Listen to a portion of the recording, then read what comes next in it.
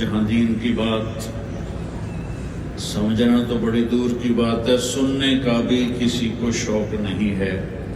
मैं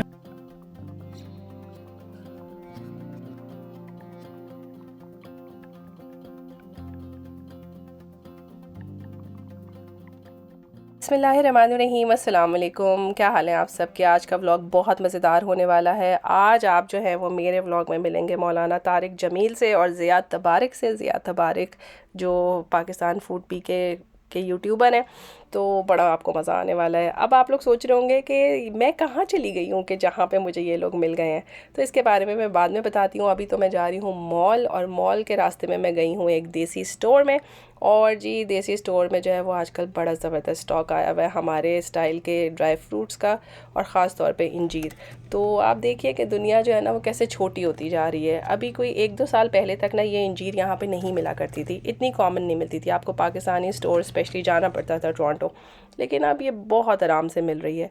हर चीज़ आपकी जो है ना वो घर के दरवाजे पे मिलती है, समझें। तो जी मैं मॉल चली गई, और यहाँ पे जो है वो मैंने एक दावत पे जाना है, उनके लिए मैं कुछ गिफ्ट्स के सिलेक्शन कर रही हूँ जो मैं आपको नेक्स्ट व्लॉग में दिखाऊंगी। तो वो आप मुझे याद करा दीजिएगा कि नेक्स्ट व्लॉग में मैंने आपको गिफ्ट दिखाने हैं। उसके अलावा यहाँ पे जो है जी पजामा पार्टीज़ तो भाई इस कदर होती हैं हॉलीडे सीज़न में कि मैं आपको क्या बताऊँ। लास्ट डे ऑफ स्कूल में भी पजामा पार्टी थी, मेरे बच्चों को पजामा चाहिए ही चाहिए थे, और स्पेशली जो है वो हॉलीडे थीम के होने चाहिए।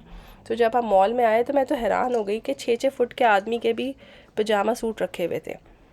तो फिर मैंने रियलाइज़ किया कि ये लोग तो अपनी जो क्रिसमस की मॉर्निंग होती है उसमें पजामा सूट्स में ही फिर रहे होते हैं, तो ये इनका ट्रेडिशन है। तो आप वो देख लीजिए, उन्हीं रंगों के और उसी थीम के जो है वो पजामा सूट हर जगह मिल रहे हैं। इनफैक्ट साइजेस नहीं मिल रहे थे। तो जी बस ख़रीद ही लिए हमने 2 अदद पजामा सूट जिनकी हमें ज़रूरत थी।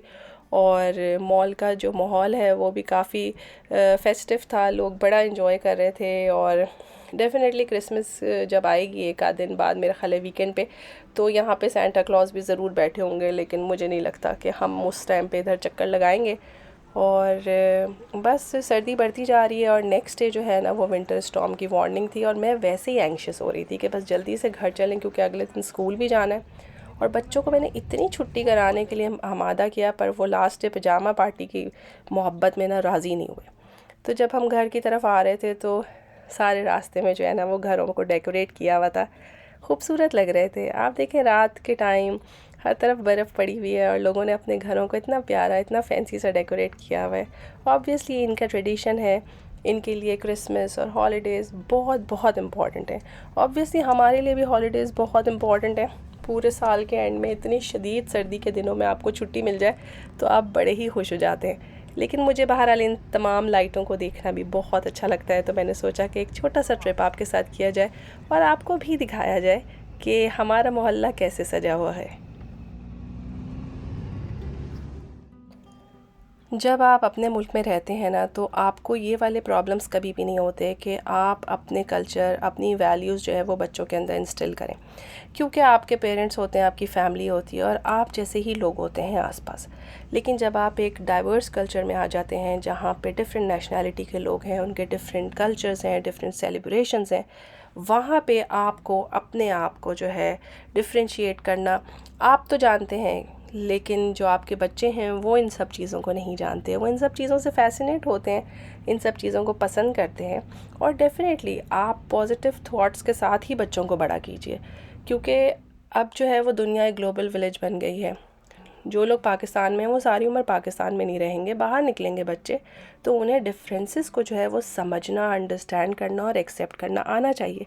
हर आदमी आपके जैसा नहीं होता, हर आदमी की वैल्यूज़, कल्चर, ट्रेडिशन आपके जैसी नहीं है।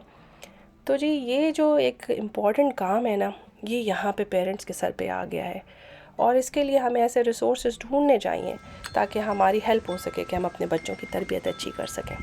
तो जी ये देख लीजिए कि आज जुमेरात की रात है और क्या सिचुएशन है बाहर।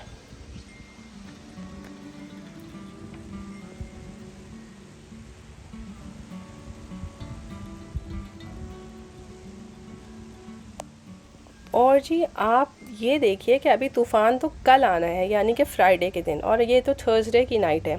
देखें मेरे हाथ पे बर्फ़ जो है वो फ़ौरन पिघल रही है, यानी कि रुक भी नहीं रही है। और आप स्ट्रीट लैम्प पे देखिएगा कि बर्फ़ कैसे सीधी सीधी नीचे गिर रही है। लेकिन आप नेक्स्ट डे देखिएगा कि जब स्टॉर्म आएगा तो यही बर्फ़ किस तरह से डांस करेगी। तो अभी तो आप इसका खूबसूरत नज़ारा देखिए।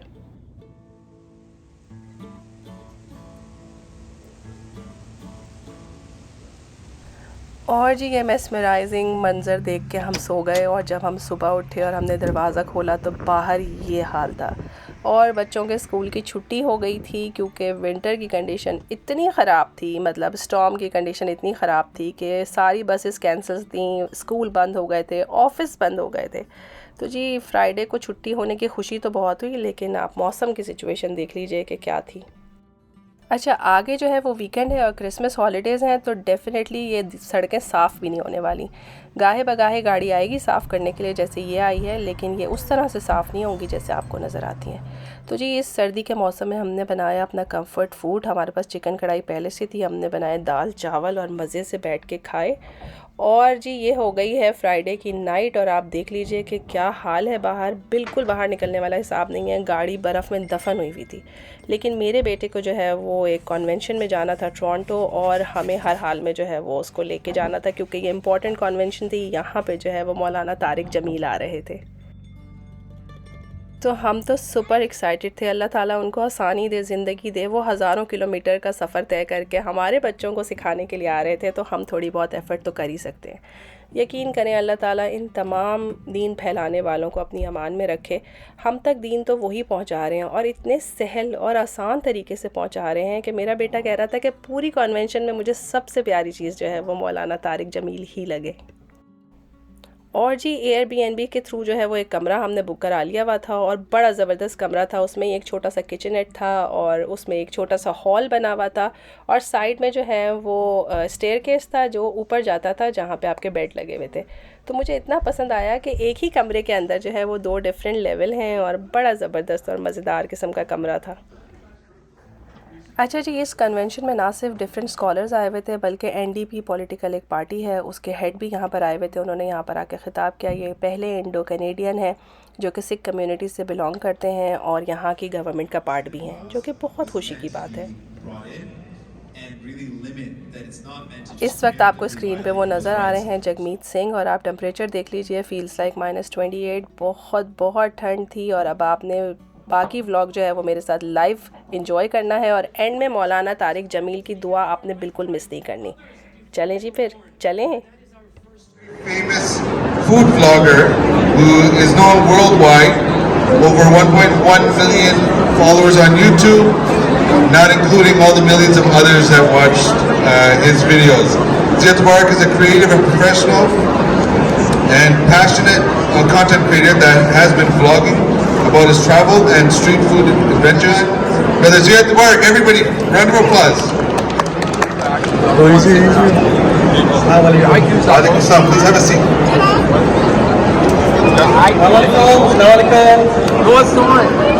So good to have you. Is this your first time in Canada? Yes, this is my first time. I just came around 4 days ago. Zabardast. Yes. I've been to Turkey, Azerbaijan, Dubai, Saudi Arabia, Alhamdulillah. Yeah, this is the first time I've been to Canada. MashaAllah. Well, Canada welcomes you, right? No? Yeah. Perfect. यहाँ पे आपने अभी जब से आप आए तो कुछ ऐसा खाना खाया जो कि आपने कहीं और दुनिया में नहीं खाया? अभी तो मुझे आए हुए 3-4 दिन हुए, तो खाना मैंने बहुत अच्छा खाया है, नो डाउट। लेकिन अभी वो वाली चीज़ बाकी है कि मैंने कहीं और नहीं खाया हूँ, क्योंकि मैंने मोस्टली वही चीज़ें ट्राई की हैं जो हमारे ट्रेडिशनल डिशेज होती हैं। नेशनल कंट्री, हर कंट्री के लोग यहाँ पे हैं, तो मैंने यही सोचा था कि टेस्ट करूँ जाके पहले अपने जो खाने हैं पाकिस्तानी है किया, क्योंकि मेरी इंडियन भी बहुत फॉलोइंग है, बांग्लादेश की भी है, पाकिस्तान की भी है। तो क्योंकि दूसरे कंट्रीज़ के अंदर जो है ना वो हमारे जो देसी खाने होते हैं वो उतने टेस्टी नहीं होते जितने अपने मुल्क में होते हैं। तो पहले तो ये चीज़ टेस्ट करनी है। तो सोचता नहीं हूँ, जो नेचुरली जो नेचुरली एक्सप्रेशन आते हैं, जो नेचुरली कमेंट्स आते हैं, वही आते हैं जो खाना खाने के बाद। और जो मेरा एक निकलता है ना, तो वो जो नेचुरली होता है उससे लोग समझ जाते हैं कि टेस्ट इसका कैसा है। Top 50 most influential Islamic scholars and preachers in the world. Please join me in welcoming Maulana Tariq Jamil to the stage.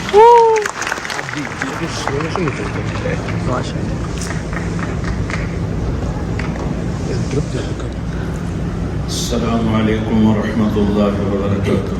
वालेकुम अस्सलाम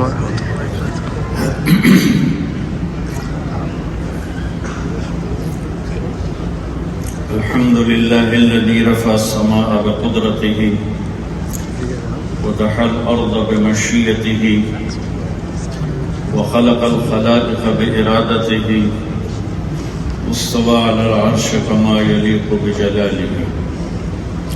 وأشهد أن لا إله إلا الله وحده لا شريك له وأشهد أن سيدنا ومولانا محمدا عبده ورسوله أما بعد أعوذ بالله من الشيطان الرجيم بسم الله الرحمن الرحيم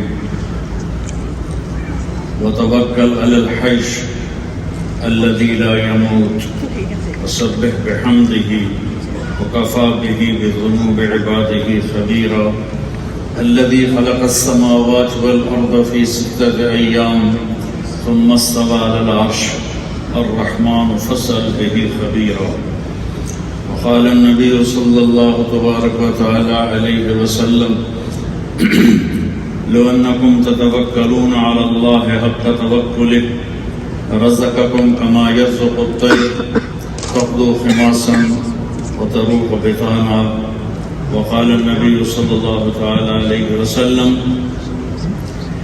يا أبا سفيان والله لتموتن ثم لتبعثن ثم ليدخلن محسنكم الجنة ومسيئكم النار. وقال النبي صلى الله تعالى عليه وسلم إنكم لتموتون كما تنامون وتبعثون كما تستيقظون وتحاسبون بما تعملون ثم إنها لجنة أبدا أو لنار أبدا أو كما قال صلى الله تبارك وتعالى عليه وسلم.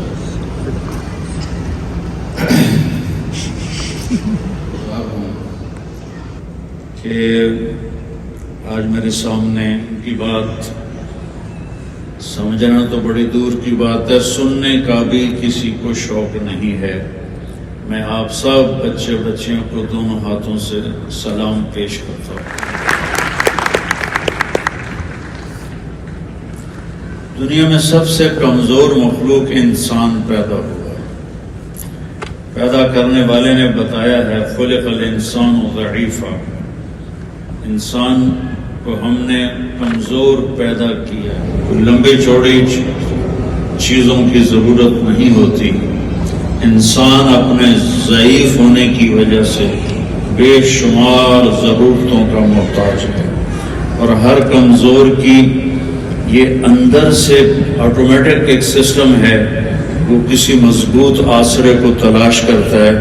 मैं कमजोर हूँ, कोई मजबूत मेरा आसरा हो, कोई मेरी बैक मजबूत हो, किसी बादशाह से मेरा ताल्लुक हो, किसी मालदार से मेरा ताल्लुक हो, किसी ताकतवर से मेरा ताल्लुक हो।